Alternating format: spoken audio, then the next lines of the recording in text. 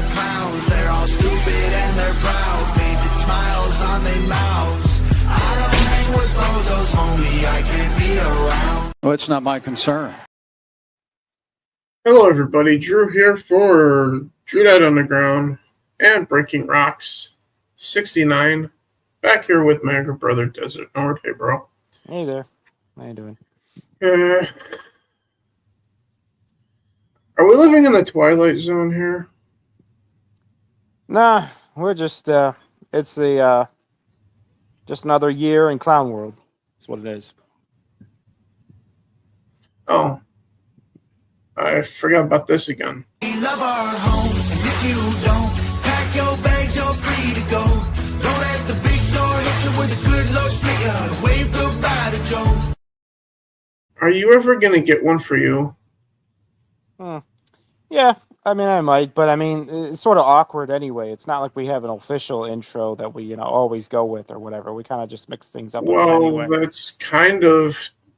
I mean, this isn't... Keep in mind, I'm a guest on your channel. This isn't my channel. This isn't my stream. I'm a guest on your stream. And that's the way it's always been, so... That's the way you see it. I see you as my co-host. No, I get that, but co-host is still co-host. And so, for me to have my own intro is kind of silly, I mean. Or you could make one that has both of us in it, like Friday Night Tights does. Well, yeah, okay, sure. You have a point there, but that's kind of what I just made one. I made them in order to say, okay, this is the podcast that we're doing.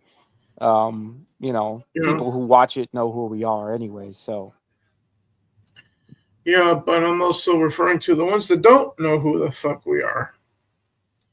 No, I know, and if they watch your and there's a lot more of them than there are of those that if know they watch who the just we are. a little bit of your content, they'll figure it out in short order, I would think. Yeah, that's the problem. You're asking people to do things. Yeah, but you have to induce them. You can't, telling them, hey, like, subscribe, and watch our videos. It's like, yeah, no one's here to listen. No one's here to hear that. So, anyway. Yeah, because everyone keeps fucking saying it. Yeah. It's kind of too common. Kind of like the left keeps calling everyone that they disagree with a Nazi. Yeah. We got it. Every time to the point where hearing it means nothing anymore. Every time I hear that chant, wrong. Every time I hear the mantra of the tuber mantra of like, subscribe, and smash that button and all that other shit, I always cringe. I'm like, oh my God. Like, I don't fucking know already. God, it's so fucking cringe and stupid. Like, everyone knows. Anyone that doesn't know how to subscribe and like a fucking video, I don't know what to say about them at this point.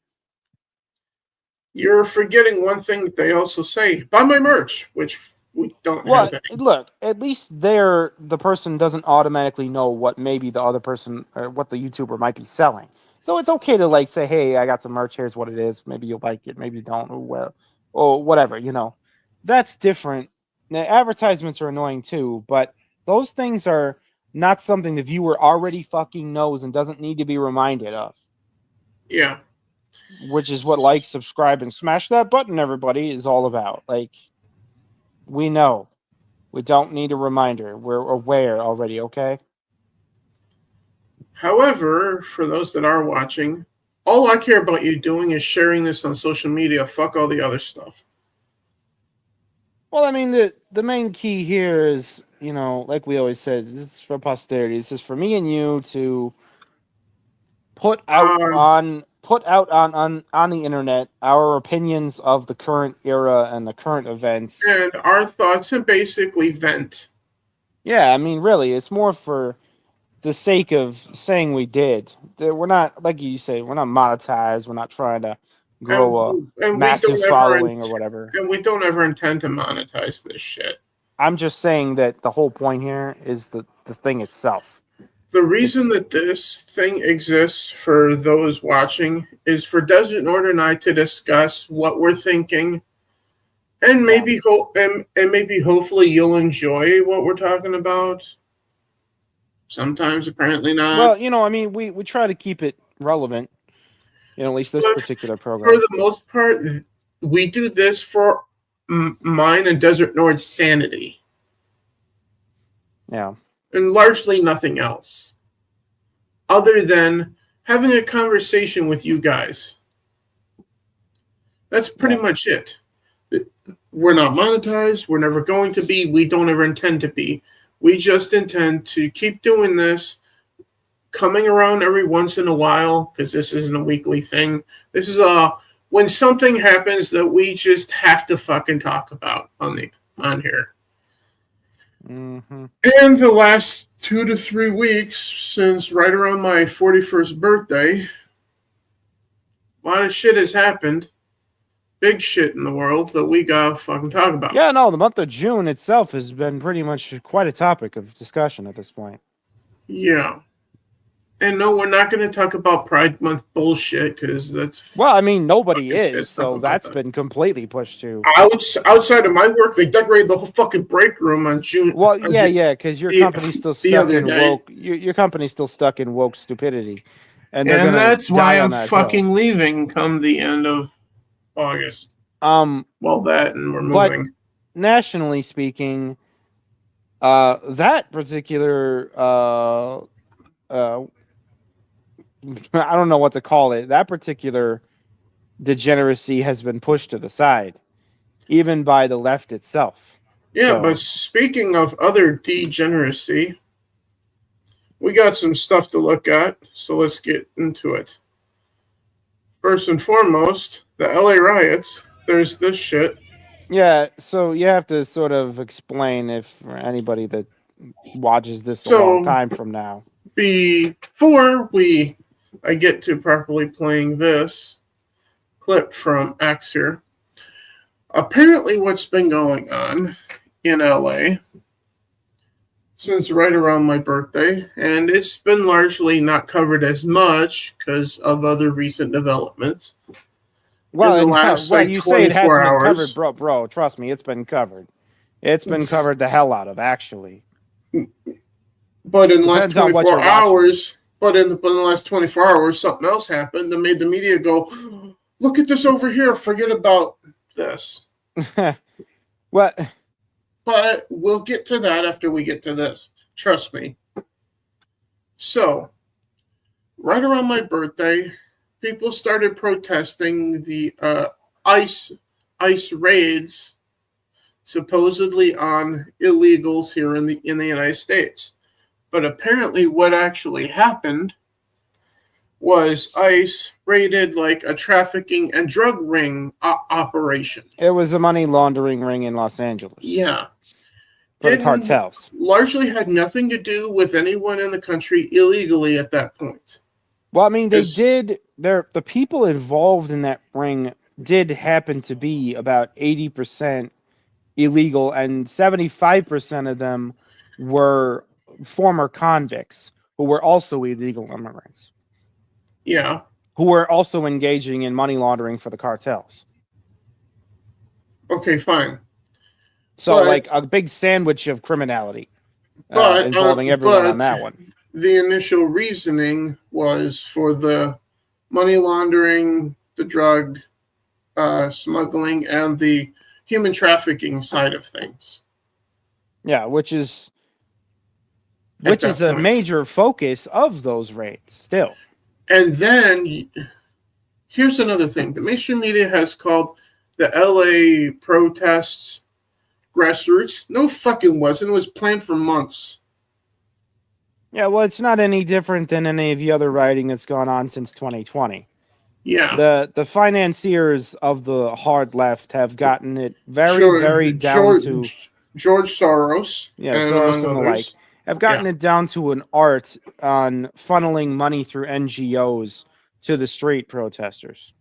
Yeah. And there's been some evidence, some fake evidence and some real evidence and some other things to indicate that there have been definitely a lot of activist groups who have been given a lot of money from above to pay people to be there and do this stuff. Yeah. Now, obviously, you don't need to AstroTurf a group of people who are enjoying breaking the law in the first place. And we are talking about Los Angeles here. So we're Yeah. not exactly talking about a conservative city, okay? We're Yeah. not talking about a city that voted for Trump. We're not talking about a city that is majorly American citizens, even. We're talking about a city that is overrun by illegal immigrants, overrun by Democrats, A overrun sanctuary by city. Trump hating Democrats, overrun by people who are essentially outlaws um, to the current federal government. No, So all of we're this not. sort of figured in Los Angeles. Yeah. No. And yeah, obviously the billionaire money and the NGOs flooded into the site also to make it that much worse. No. We're not saying that everyone that lives in California hates Trump. That's not what we're saying whatsoever. Well, it's about 80% of the people who live in that particular city, so there is that. I'm talking about the entire state of California here. No, obviously, yes. California is like 60-40 Democrat to Republican. Yeah. There are some good people in California. Yeah, the people along the Central Valley and the northern part of the state, a lot of them are Trump supporters. A lot of them are Republicans. A lot of them are people who would never do such a thing. They don't support illegal immigration. They don't support anybody getting to break the law, and they don't support throwing rocks at police officers, and they don't support And threatening federal agents with anything. from what we're They don't about to support any of see, this. it seems like there are a few normal thinking people, even in Los Angeles, as we're about to see here.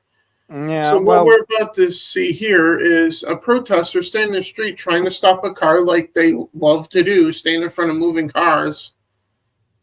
But as we're about to see this protester, as the saying goes, fucked around and found out.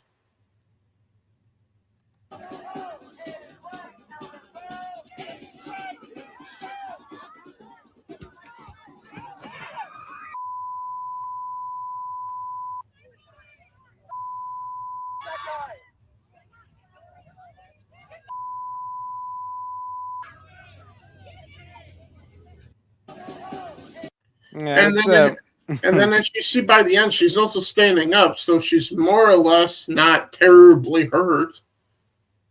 Right? well, the whole thing, okay, with the left especially, is all very performative.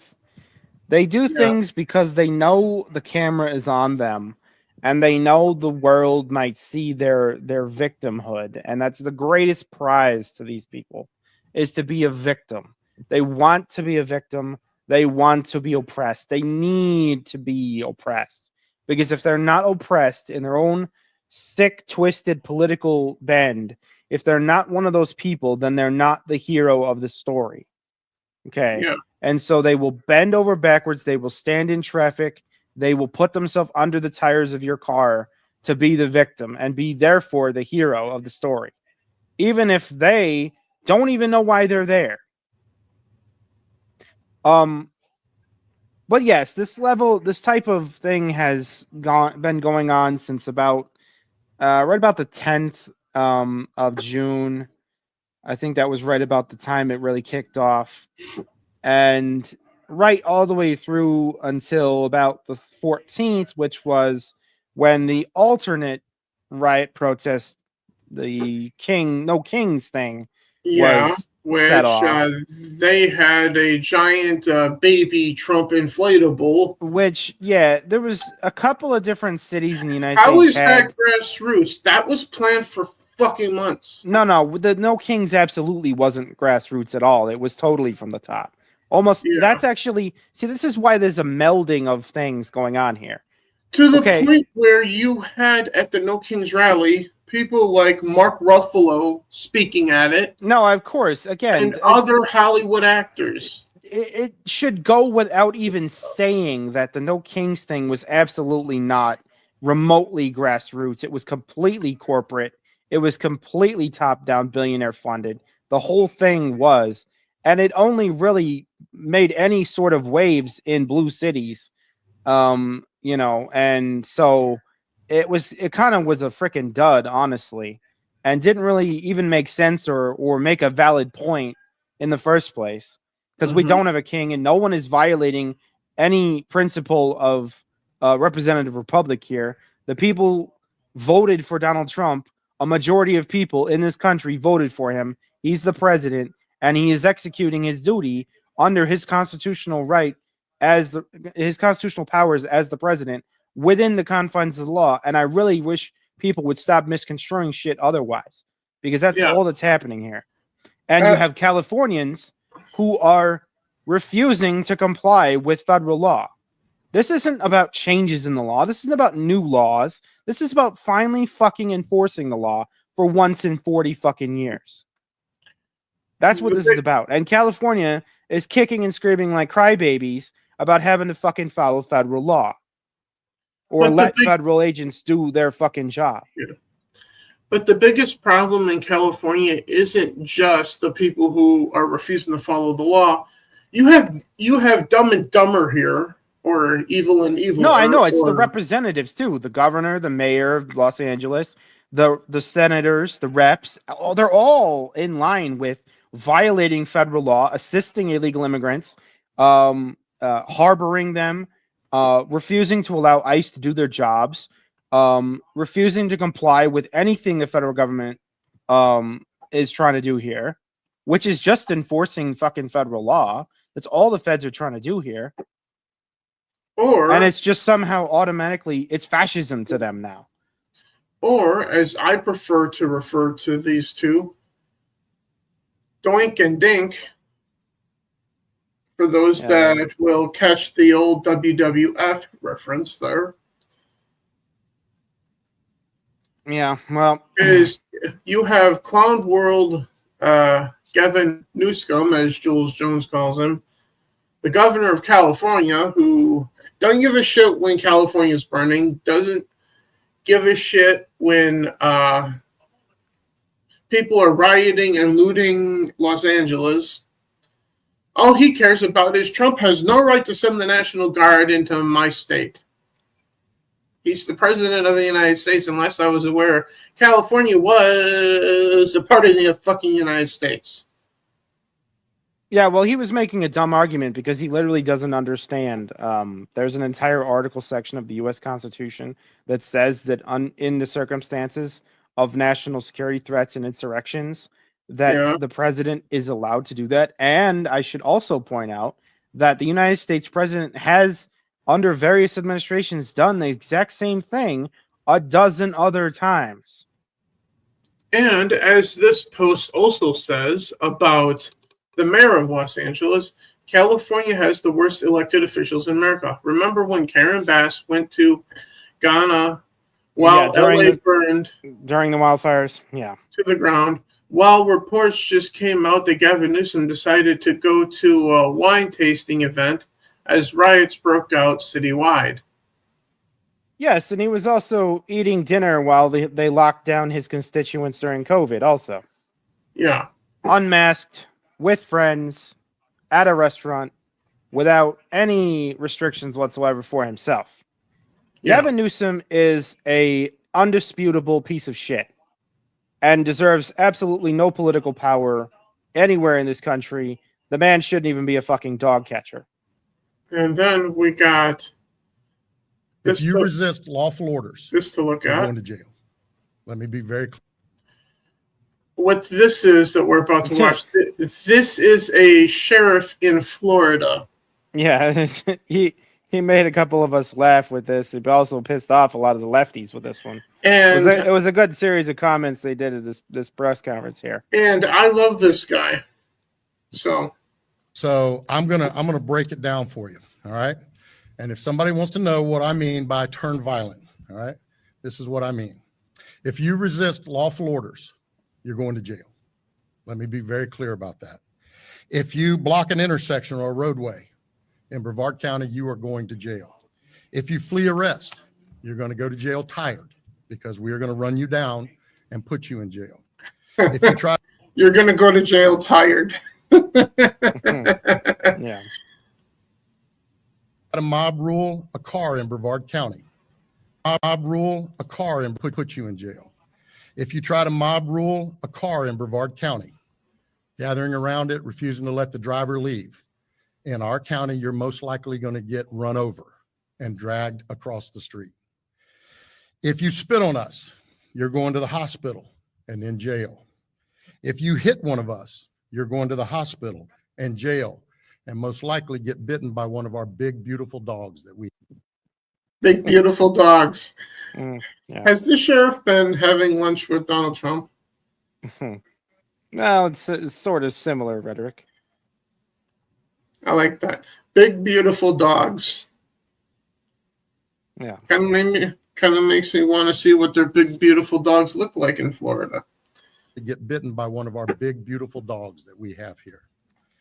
If you throw a brick, a firebomb, or point a gun at one of our deputies, we will be notifying your family where to collect your remains at, because we will kill you graveyard dead. We're not going to play. This has got to stop. You're watching what's taking place out there. You're seeing police officers that are being attacked, being spit on, being put in harm's way just for doing their jobs. You're seeing ICE agents that are being targeted for doing their jobs. And you're seeing obstructionists that are doing all of this, standing in the way of law and order. Yeah. Mm-hmm. Well, see, that's the thing, and what that led to. So along with DeSantis's little statement he put out previously, the combination basically had the effect of Florida protesters don't go in the streets. Yeah. And that's exactly what happened. The few protesters that Florida did have in this situation, they didn't go in the streets. They made a point of staying out of the streets because of the way the law enforcement is treating people who block traffic, which is go ahead and run them over because they deserve it, because they should know better, which I agree with. I fully agree with you. Stand in the street, you should get run the fuck over. That's the laws that we should have in this country nationwide. Yeah. You stand in the street, you are blocking traffic, you are obstructing commerce, you are violating everyone's rights, you are holding people hostage, you should be run the fuck over. Your political point of view is not more important than everyone else's daily life. It's not.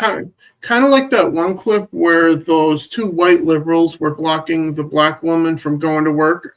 Sure, And that was the most famous example of this type of crap down in Los Angeles. And the white liberal guy was like, "Oh no, not work."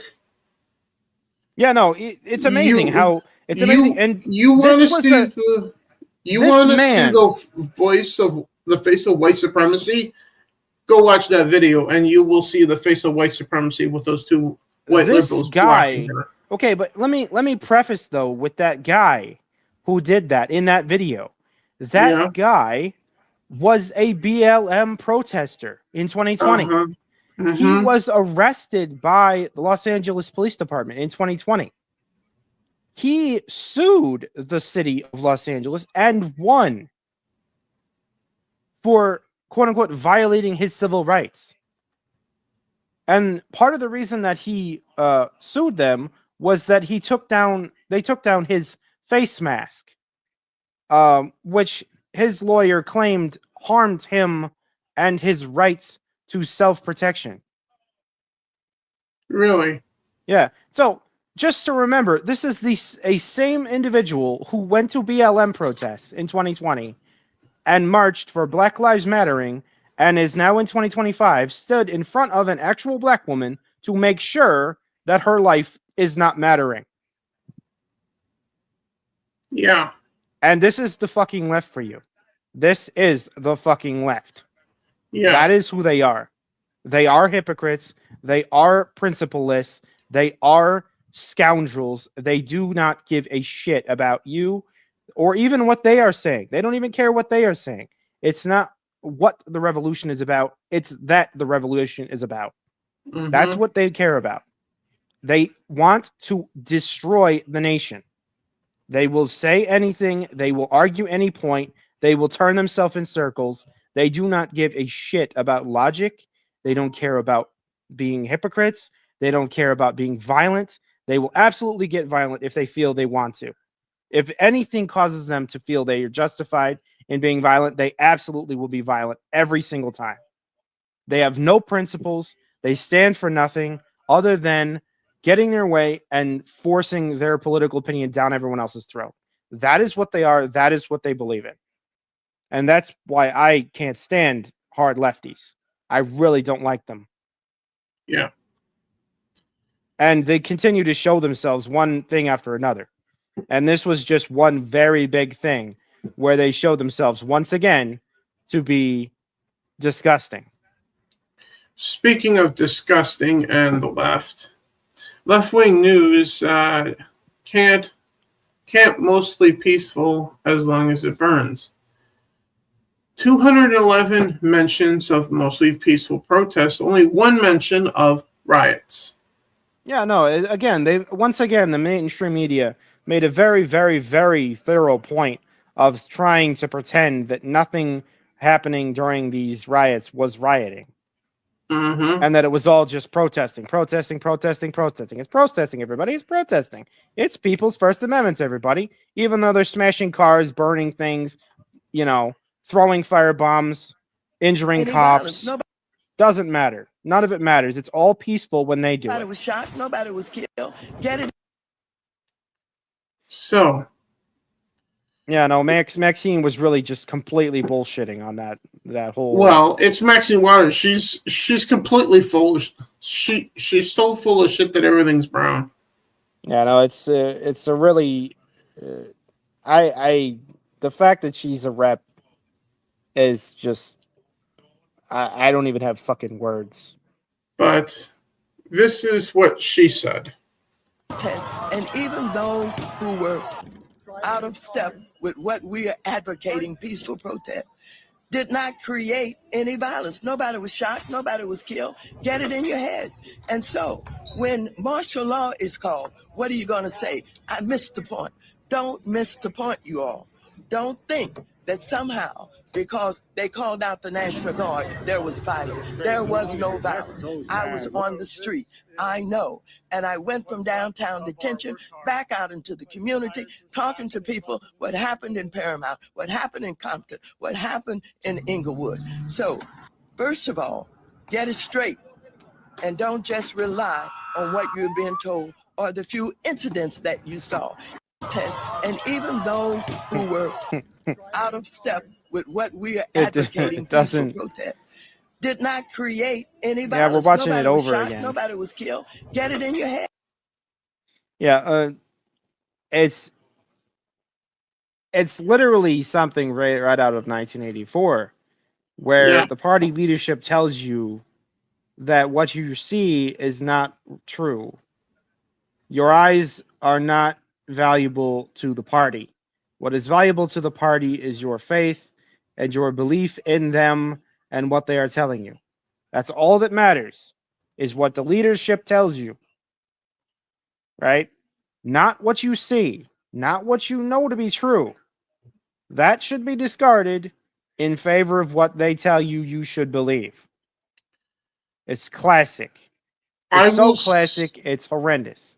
I will say to the leadership of California, like Maxine Waters, the mayor of LA, and Gavin Newsom, keep saying that. Keep saying that to people who just got their cars destroyed by your peaceful protesters, and tell them that it didn't happen, that their mode of transportation to get to work tomorrow is not destroyed. Go ahead and tell them that. You know what they will say? Okay, well, then we're going to primary you then. Yeah, well, the problem is that the media does a horrible job of telling the truth, but they do a wonderful job of getting people to somehow believe them.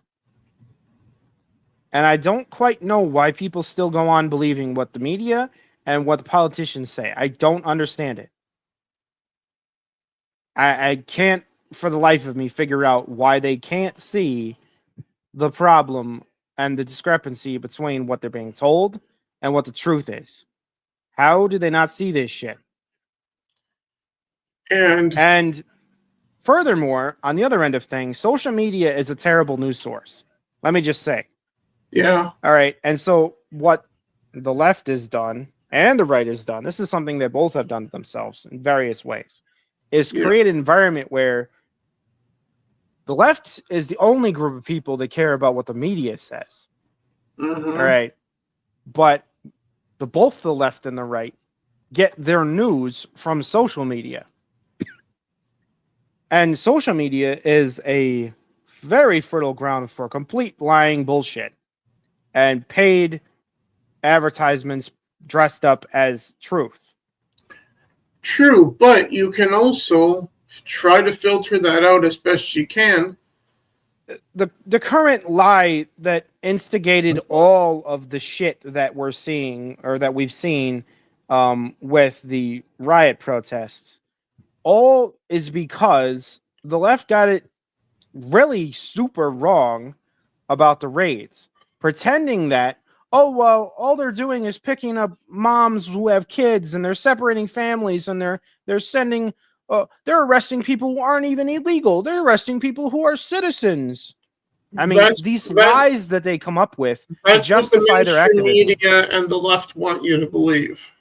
I know, and it's a series of bullshit lies that they don't have any evidence for, that they decide to bring up and say, oh, well, that justifies our complete and total opposition to any enforcement of these laws. Yeah. That's what they tell themselves and each other. And that leads to brainwashed, useful idiots going out in the streets and just walking at the No Kings rally or the earlier so-called peaceful protests. Basically, what defines... And then wonder why they get run over and wonder why someone like me doesn't have any sympathy when they get run over. What defines the left versus the rest of us is the left is willing... Everyone on the left is willing to stack up a bunch of shit they want to believe on top of other things they also want to believe and make it into a nice worldview sandwich of dumb shit they can't prove. Yeah.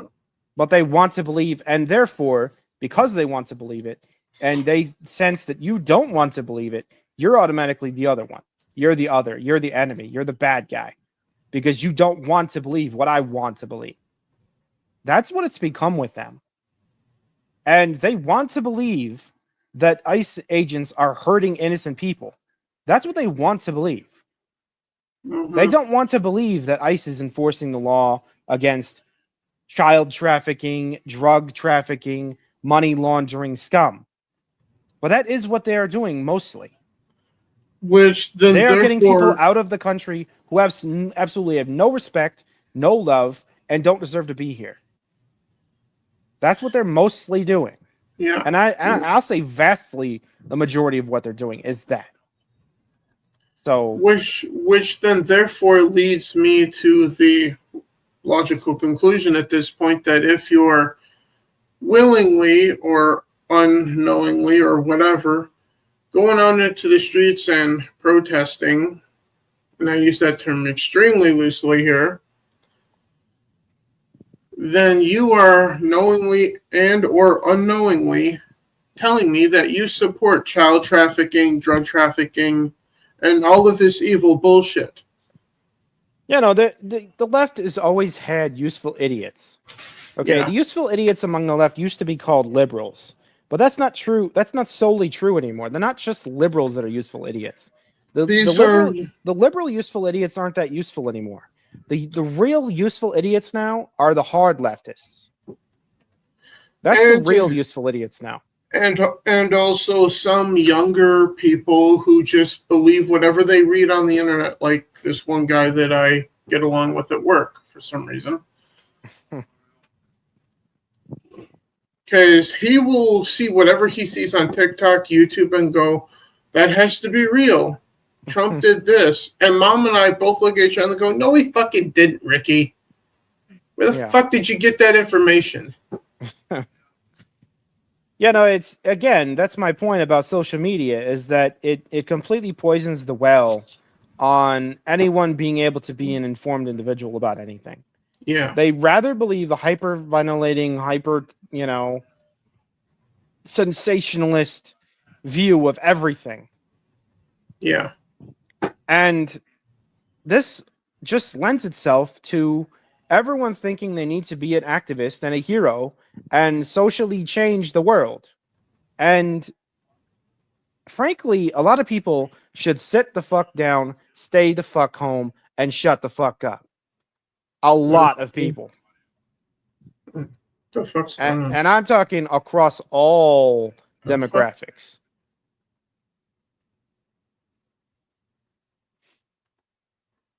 But yeah, that was our country.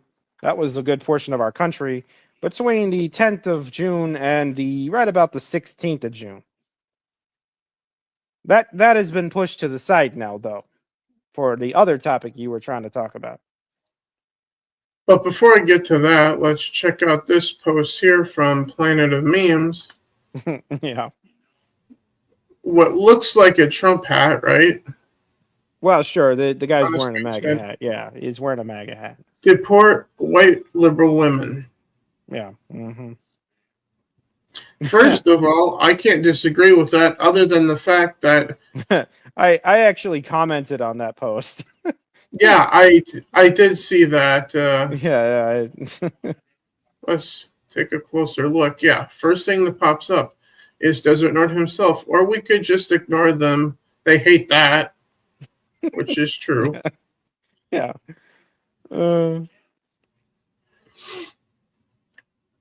I'm on board with that. Says Florida Pure Blood.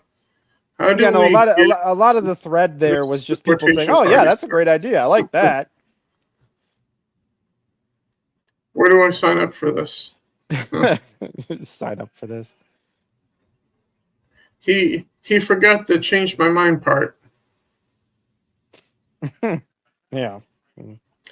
Yeah, but that's the general consensus here. Seemingly. Yeah. But first of all, I hate putting labels and putting people in boxes for their political views. And I know that you know that, bro. Sure. There's no way to really, truly, honestly, effectively pigeonhole anyone like that. And anyone who is new to this channel, surprise. And anyone who is not new to this channel that doesn't know that, surprise. Which hopefully is not many of you by now. Yeah. Because this channel has been up and doing things like this for years now. But in the idea of putting a label on somebody for their political points of view, I've heard people say about me online at rare times when people would talk about my political point of view of things, say he has some liberal leanings, he must be a liberal, or he leans conservative this way, he must be this. I'm going to tell you guys point blank what I am and what I am not right now to settle it once and for all. If you have to call me anything, I'm not liberal, I'm not conservative. At times, maybe libertarian, but not mostly. But I am absolutely not socialist, communist, or a fascist. If you're going to call me anything, do it right. Constitutional free speech absolutist. Period. So on that note, half of me will see this sign and go, deport all, or deport white liberal women. Half of me goes, yeah, that sounds good to me. Then the other half of me goes, yeah, but that's not constitutionally legal, though. Well, the word deport is wrong on the poster, though, because you can only deport someone who isn't in the country legally. And what it should say then is export white liberal women. Well, it should say exile, because exiling someone is something you could do to a citizen. You can also export them, too. Well, they're not a product. I mean, I don't consider women to be a product. Aren't they, though? Well, unless we're horrendously objectifying them. Well, they objectify everybody else, which makes them sexist. Well, the point I'm making, though, is that as citizens, those white liberal women, as citizens, which we assume there aren't any, we assume there aren't any white liberal women that are illegal immigrants, I guess. Probably not that many. Hopefully not.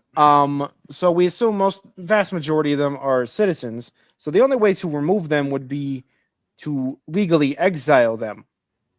So his sign should read "Exile white liberal women."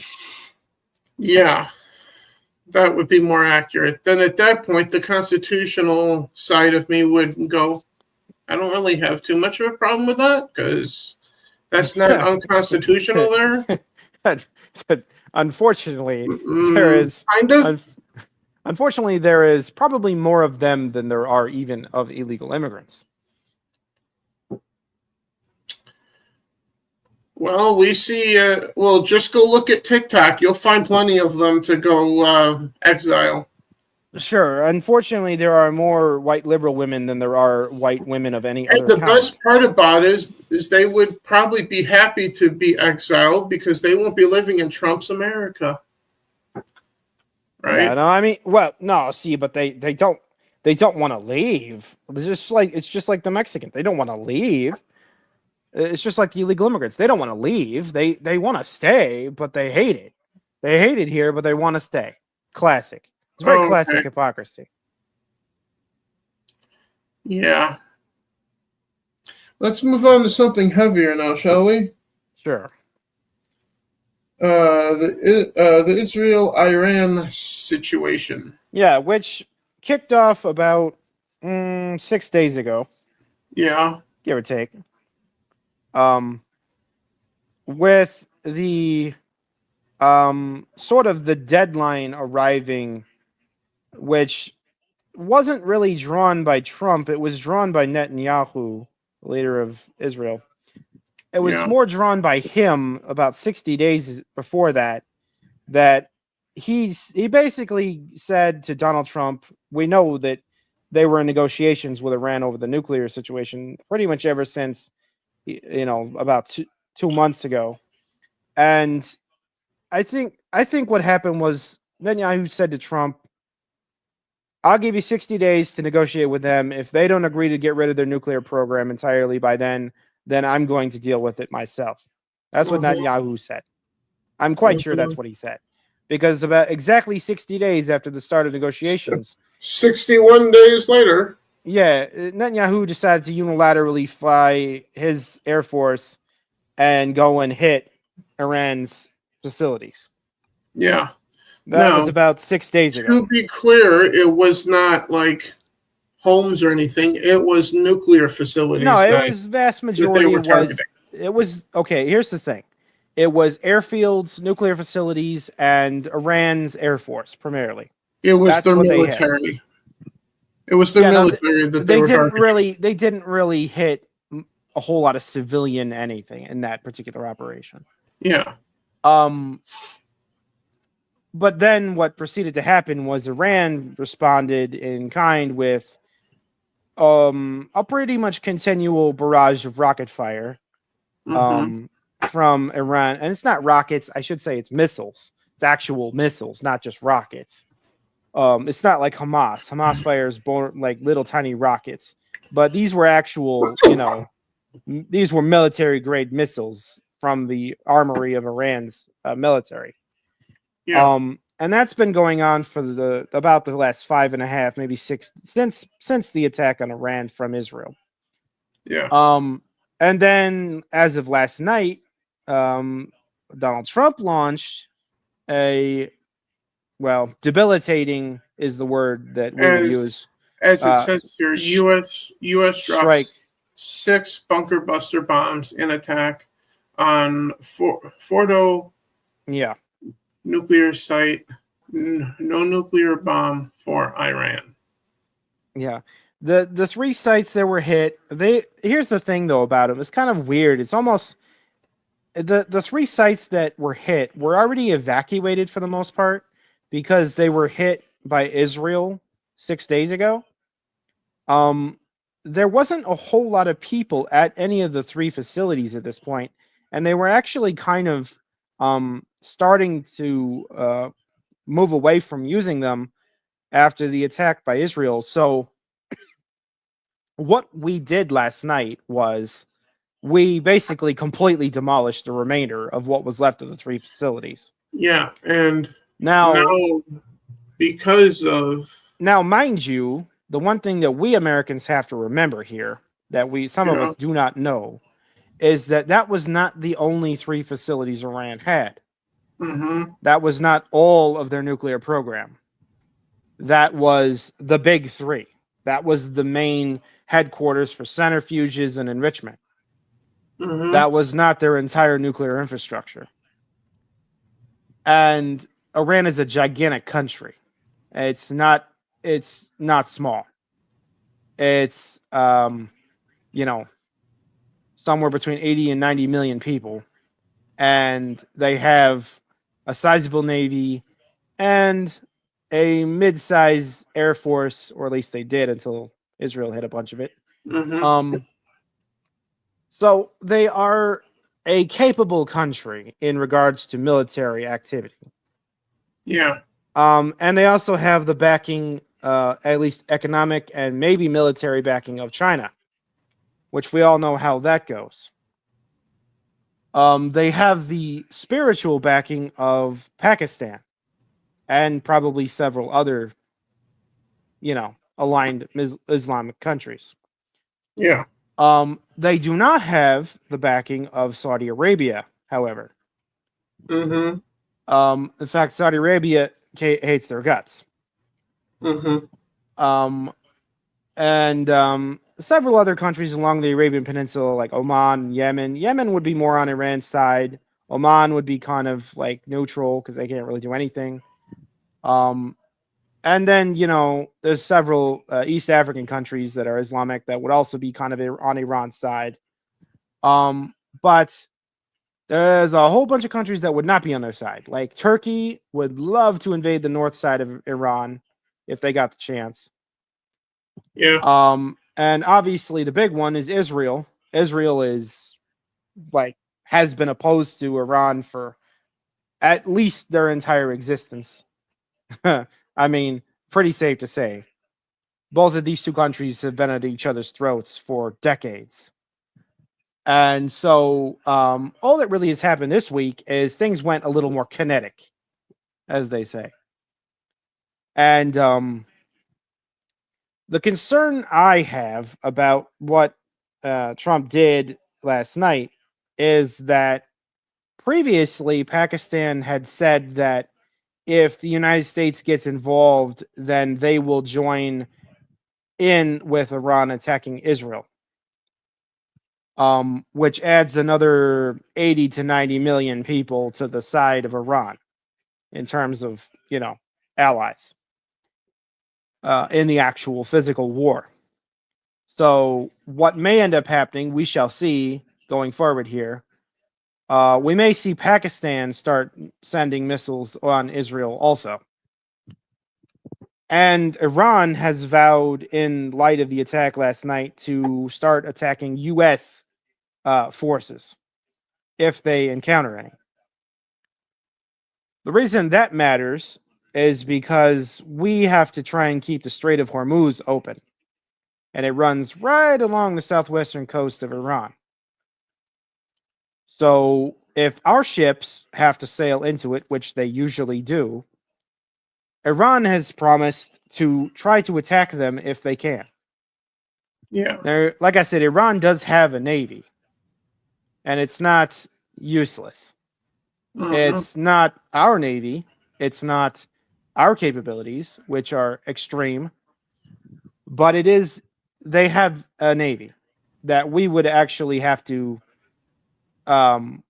take steps and strategies to defeat if need be. Yeah. The main concern I have about it is that what we decided to do was we decided to bomb the 3 facilities, and maybe we crippled their enrichment program, maybe, but we didn't cripple their nuclear program entirely. And in so doing, what we did do is we did give anyone in the world who might be allied with Iran a valid reason to publicly state their support of Iran and fight against Israel. Like say Pakistan. Pakistan is the first one that comes to mind. Okay, Yeah. and see, so the concern, and I discussed this with my buddy Guillermo, as I told you before. Mm-hmm. We tried to have him on the podcast, but he wasn't available. Yeah. I discussed this with him, and I was telling him like the worst case scenario here is Pakistan joins and starts attacking Israel, and then things go downhill from there. Because what you can have from there is a series of countries jumping into the war on one side or the other. And that type of thing is what spirals into World War. That is the same True, thing that happened But with World War I and World War II. but you and I both know that Trump is hell bent on not putting any boots on the ground.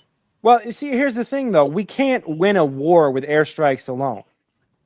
We've already learned that in like 10 other wars already. You know, everything we've done in Syria, everything we've done in Yemen, everything we've done in Iraq, everything we did in Afghanistan, everything we did with airstrikes was not enough to have won any of those situations over. Which is why I've been asked the question of should we go in and do this stuff? And I said no. And then I followed that up, usually with saying something to the effect of, what we need to do is let President Trump cook. Let him do the job he was elected to do in trying to keep us out of war. Now, if that involves what took place the other day, if we manage to stay out of war because of this, we'll see what happens. So I'm of the mindset of I'm going to reserve judgment until we see the chips fall in place.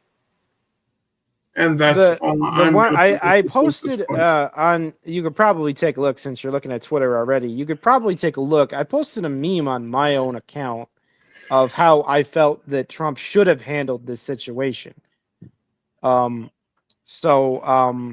this one here? Yeah, that's that one there. Okay. Israel has the capacity to total decimate Iran's nuclear program. Cool, bro. But that's how this should have gone. Donald Trump should have sat there and said, look, we are your ally, Israel. We are your ally. We will sell you whatever you want to buy. We will help in every way a person who is not involved in the conflict can help you. But we will not be a part of your war. That's what he should have told him. Now, I posted that prior to last night's festivities in Iran. yeah. So this meme is already aged a bit because Trump has already decided to take the initiative to join the war. Yeah. Because that is what he did. He joined the war in Iran last night. So first and foremost, we have joined the war against Iran last night. We have this post from Donald Trump here on Twitter. We have completed our very successful attack on the 3 nuclear sites in Iran, including Fordo, Natanz, and Esfahan. All planes are now outside of Iran airspace, and full payload of bombs was dropped on the primary site, Fordo. All planes are safely on their way home. Congratulations to our great warriors. There is not another military in the world. There is not another. Yeah. Now is the time for peace. Thank you for your attention on this matter. And then also, last night Trump gave a speech. Iran, the bully of the Middle East. So we'll check that out now. Now make peace. If they do not, future from the beginning.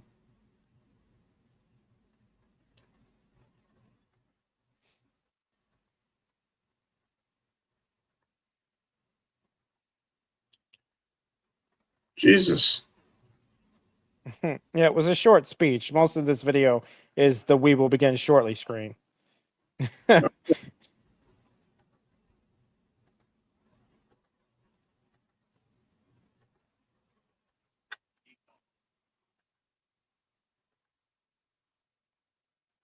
this horrible Okay. precision strikes.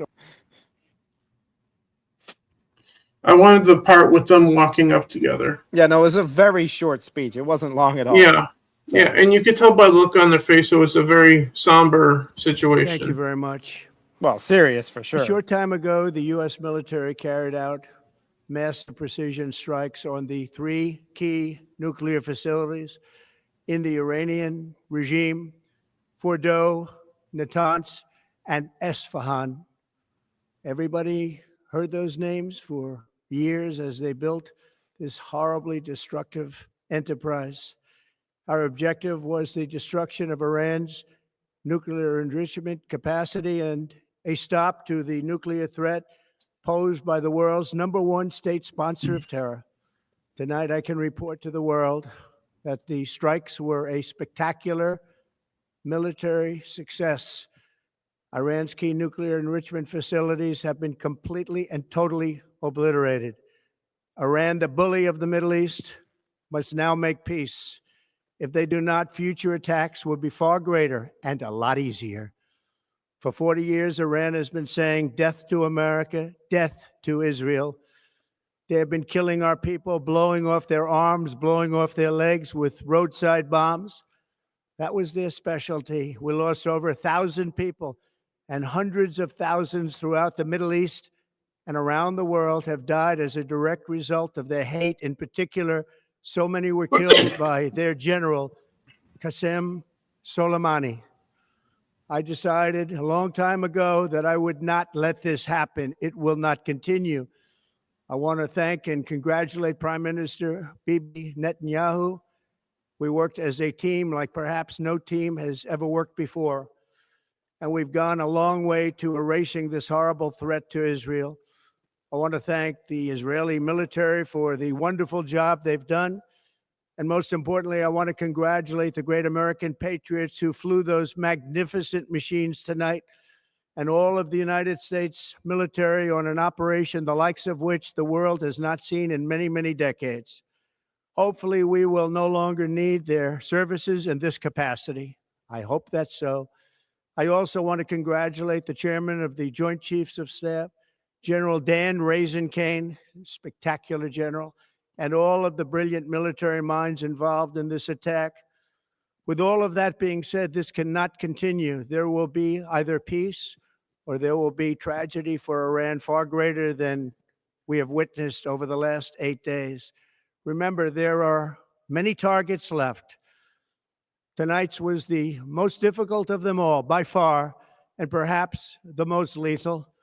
But if peace does not come quickly, we will go after those other targets with precision, speed, and skill. Most of them can be taken out in a matter of minutes. There's no military in the world that could have done what we did tonight, not even close. There has never been a military that could do what took place just a little while ago. Tomorrow, General Kane, Secretary of Defense, Pete Hegseth will have a press conference at 8 a.m. at the Pentagon. And I want to just thank everybody, and in particular, God. I want to just say, we love you, God, and we love our great military. Protect them. God bless the Middle East. God bless Israel, and God bless America. Thank you very much. Thank you.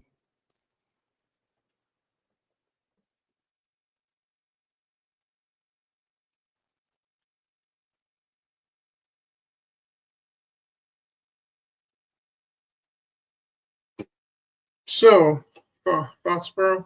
Yeah, so the thing about it is, again, like I said already, what he did with this decision here was a bold move, all right? And what it's based on is, like I said, it's based on his sort of math he has about it, that every one of Iran's allies are a bunch of pussies and aren't going to do anything about it, that they're going to sit there and take it, all right? And that they're going to, shrug it off in a sense.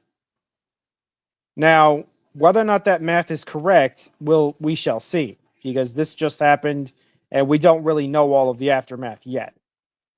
Now, my concern, and as it was last night, and the reason I would have recommended him not to do this is because we don't know if it broadens the war. It very well still could. And if it does broaden the war, that's not good for anyone. That's not good for us. That's not good for Israel, especially.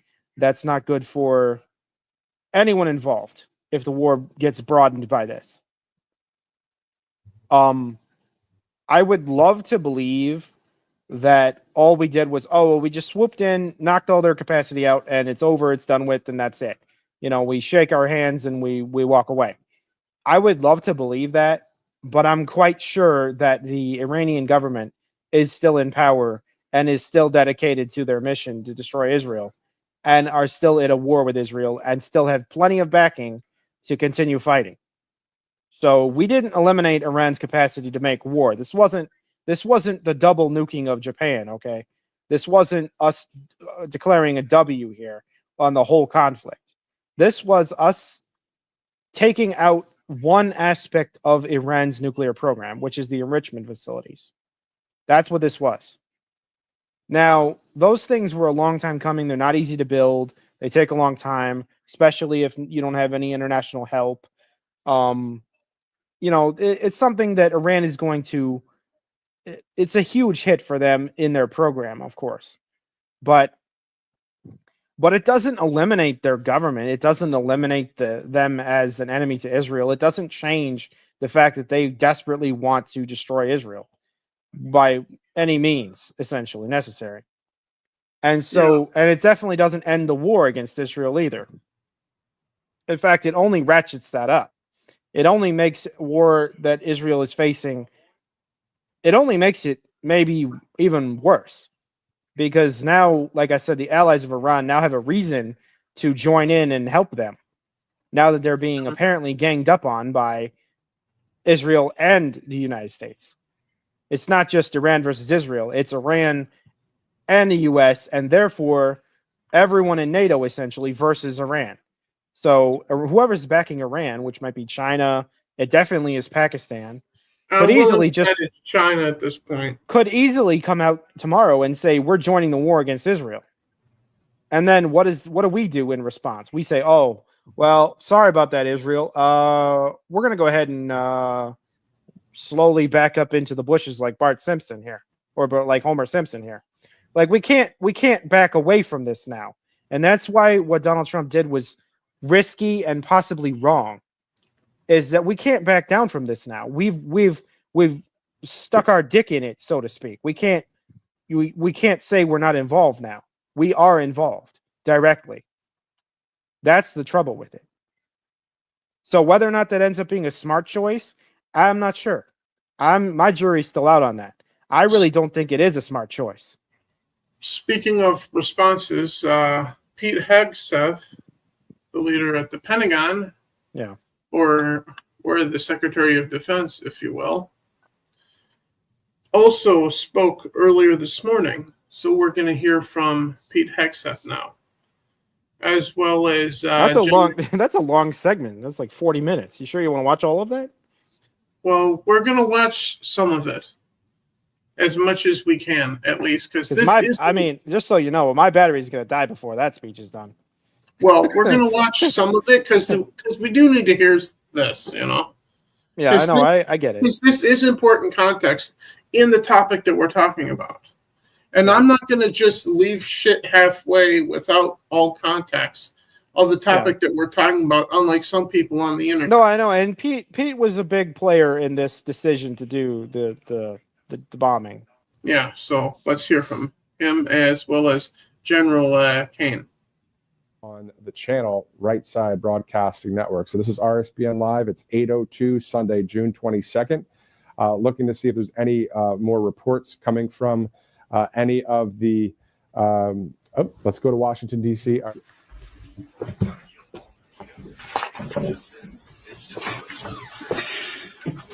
Well, thank you for joining us this morning. Last night, on President Trump's orders, U.S. Central Command conducted a precision strike in the middle of the night against 3 nuclear facilities in Iran, Fordow, Natanz, and Esfahan, in order to destroy or severely degrade Iran's nuclear program. And as the chairman of the Joint Chiefs will demonstrate, It was an incredible and overwhelming success. The order we received from our commander-in-chief was focused, it was powerful, and it was clear.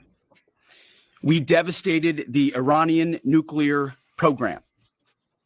But it's worth noting the operation did not target Iranian troops or the Iranian people. For the entirety of his time in office, President Trump has consistently stated for over 10 years that Iran must not get a nuclear weapon. Full stop. Thanks to President Trump's bold and visionary leadership and his commitment to peace through strength, Iran's nuclear ambitions have been obliterated. Many presidents have dreamed of delivering the final blow to Iran's nuclear program, and none could until President Trump.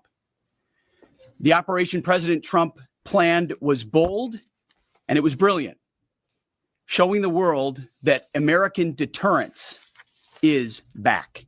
When this president speaks, the world should listen. And the U.S. military, we can back it up. The most powerful military the world has ever known. No other country on planet Earth could have conducted the operation that the chairman is going to outline this morning. Not even close. Just like Soleimani found out in the first term, Iran found out when POTUS says 60 days that he seeks peace and negotiation, he means 60 days of peace and negotiation. Otherwise, that nuclear program, that nuclear capability will not exist. Thanks for recognizing. Stupid ads. Yeah. Here we go. Our folks out there doing our nation's work, and nice to see everybody on this early Sunday morning. Last night on the president's orders, U.S. Central Command, under the command of General Eric Kurilla, executed Operation Midnight Hammer, a deliberate and precise strike against 3 Iranian nuclear facilities. This was a complex and high-risk mission carried out with exceptional skill and discipline by our joint force. I want to thank every service member, planner, operator that made this mission possible. And high speed, sweeping in front of the package for enemy fighters and surface-to-air missile threats. The strike package was supported by U.S. Strategic Command, U.S. Transportation Command, U.S. Cyber Command, U.S. Space Command, U.S. Space Force, and U.S. European Command. As the strike package approached Fordo and Natanz, the U.S. protection package employed high-speed suppression weapons to ensure safe passage of the strike package, with fighter assets employing preemptive suppressing fires against any potential Iranian surface-to-air threats. We are currently unaware of any shots fired at the U.S. strike package on the way in. At approximately 6:40 p.m. Eastern Standard Time, 2:10 a.m. Iran time, the lead B-2 dropped 2 GBU-57 massive ordnance penetrator weapons on the first of several aim points at Fordo. As the president stated last night, the remaining bombers then hit their targets as well, with a total of 14 MOPs dropped against 2 nuclear target areas. All 3 Iranian nuclear infrastructure targets were struck between 6:40 Me? Yeah. So is regime change off the table, Mr. Secretary? And to the chairman, you said the battle damage assessment is still ongoing, but do you believe that some nuclear capability in Iran remains? This mission was not and has not been about regime change. The president authorized a precision operation to neutralize the threats to our national interests posed by the Iranian nuclear program and the collective self-defense of our troops and our ally Israel. Thanks for your question. I think BDA is still pending, and it would be way too early for me to comment on what may or may not still be there. But thanks for the question. Green. No, behind you. excuse me, Mr. Secretary, can you tell me, was there a particular moment when the president decided to pull the trigger on this operation where he said, now, rather than being, something in the holster, now we're going to pull the trigger on it? I would just say, having the opportunity to witness his leadership, he was fully committed to the peace process, wanted a negotiated outcome, gave Iran every single opportunity, and unfortunately was met by stonewalling, which is why he gave them plenty of time to continue to come to the table and give up enrichment, give up the nuclear program. But there was I won't say the particular moment, there was certainly a moment in time where he realized that it had to be a certain action taken in order to minimize the threat to us and our troops. Yeah. General, you say that General Kurilla increased force protection in Iraq, Syria, and Gulf in those areas. Were they given any advance warning the attacks were coming? And also, Mr. Secretary, when were congressional leaders notified? How long before the attacks took place? Sure. To your first question, the risk has clearly been rising over the last few weeks in the region. Based on that and not a particular awareness of this operation, we've made smart decisions to minimize the risk to U.S. forces in the region. So they were given no advance warning? No, sir. In congressional? They were notified after the planes were safely out. We complied with the notification requirements of the War Powers Act. Attacks, they were notified. They were immediately thereafter. Yes. Thank you, Secretary. Two quick questions. Do you believe you completely destroyed Iranian nuclear program? And how about Iranian ballistic missiles? Your ally at Israel always saying that is biggest threat. And second question is very important.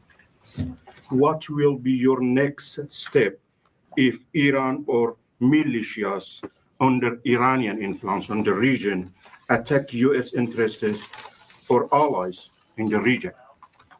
And you can chime in on this too, Mr. Chairman. The battle damage assessment is ongoing, but our initial assessment, as the chairman said, is that all of our precision munitions struck where we wanted them to strike and had the desired effect.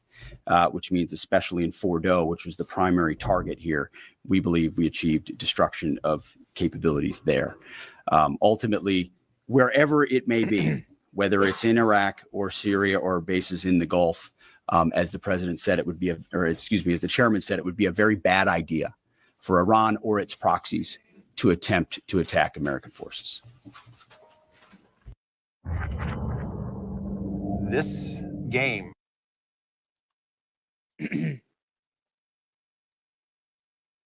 Regarding retaliation, The important part is the Iran and question North part Korea here. are Anyway, cooperating on nuclear and missile development. Do you think there is a possibility that Iran, North Korea, and the other forces, such as China, will join forces to retaliate against the United States? Well, unfortunately, because of the policies under the previous administration, we drove those countries together. And ultimately, that creates a challenging environment. For this particular operation, the focus is on Iran and Iranian nuclear capabilities. That's our focus here, is to not just say that they can't have, but President Trump has said from over 20 years, frankly, Iran cannot have a nuclear weapon. And ultimately, he decided this is the moment, given their stonewalling, when direct military action had to be taken to prevent that from happening. Yes. Thank you very much. General Kane, I understand OPSEC, I respect OPSEC. Can you say at all what security procedures are being taken to protect U.S. troops in Iraq and elsewhere in the Middle East? And Secretary Hegseth, as a global war on terrorism veteran, what do you say to veterans who may be concerned the U.S. is getting into another open-ended war in the Middle East over weapons of mass destruction? Thanks, sir, for the question. I won't comment on what force protection measures are being taken in the region. What I will say is we're being proactive and not reactive, and being very thoughtful about ensuring that we do all that we can to protect our forces out there. And I would just say, as the president has directed and made clear, this is most certainly not open-ended. It doesn't mean it limits our ability to respond We will respond if necessary. The most powerful military in the world is postured and prepared to defend our people. But what the president gave us, as I said, was a focused, powerful, and clear mission on the destruction of Iranian nuclear capabilities. Those were the targets. That's what was struck. That's what was overwhelming. That's what was overwhelming. That's what the Iranian regime needs to understand, as the president put out last night. He wants peace. There needs to be a negotiated settlement here. We ultimately demonstrated that Iran cannot have a nuclear capability. That is a very clear mission set on this operation. Yes, hold on. Yes, right there. Thank you, Mr. Secretary. Question for the Secretary and the Chairman.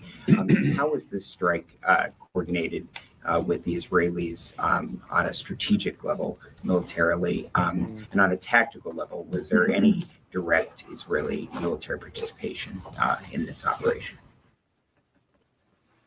Well, I would say certainly Israel had an incredible military success, especially at the beginning and ongoing, in degrading Iranian capabilities, in degrading Iranian launchers, MRBMs. It's been incredible to watch what our ally Israel has been able to do.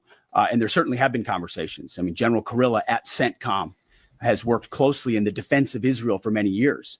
And part of this operation was the defense of Israel and the ongoing defense of Israel. But as it pertains to this strike, this was U.S. operated and U.S. led.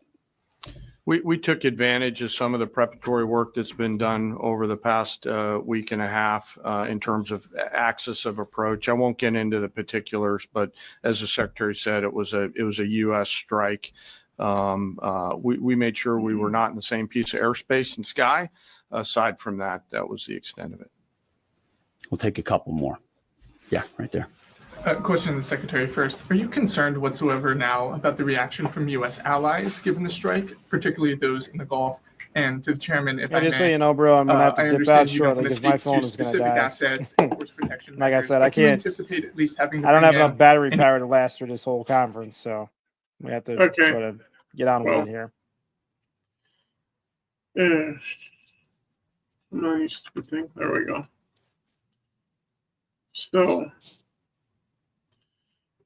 with that said, since you said your phone's about to die, so we will then, I guess, wrap it up here then. Well, yeah, we should just sort of, say our piece, and I think everybody get the gist of the situation. Yeah. I think. Yeah. So with that said, I will finish off with simply saying this: I'm still in the position of let the chips fall. Let's see what happens. I'm gonna let my president cook, unlike others on the internet, bro. Well, my opinion about it is that I don't think that it is. I don't believe that it was the best move, and the reason I don't believe that is because I don't think that it ends there. I really don't believe that this ends here with this strike. I believe all this really does is give us no excuse to not be involved going forward. We don't have any way to pull back now. We don't have any way to pretend we're not involved when we absolutely are directly involved. So if this gets any worse or spirals or broadens or does anything, if it goes anywhere from here, unfortunately, we now can't back out. We can't not be involved now. That's what this did. And to me, that's not a good thing because this can easily spiral into World War III for real. And that isn't something I want to witness. So for me, it's kind of like this was supposed to be Iran's problem and Israel's problem and Israel's war. But now it's not just their problem and their war. It's now our problem and our war also. Well, we will see. All you and I can do is just agree to disagree, and well, not really disagree. I'm just still in the neutral category of let's see how this plays out. Then I will say whatever I have to say then. Yeah. But on that note, thank you, bro, for being here. Thank you all for watching. for those that will watch this after the fact, all I want you to do is just share this out. To hell with everything else. Yeah. See you later, guys. Yep. See you guys. I will never say I'm sorry, I ain't taking nothing back. I don't care if I offend you. I was put here to upset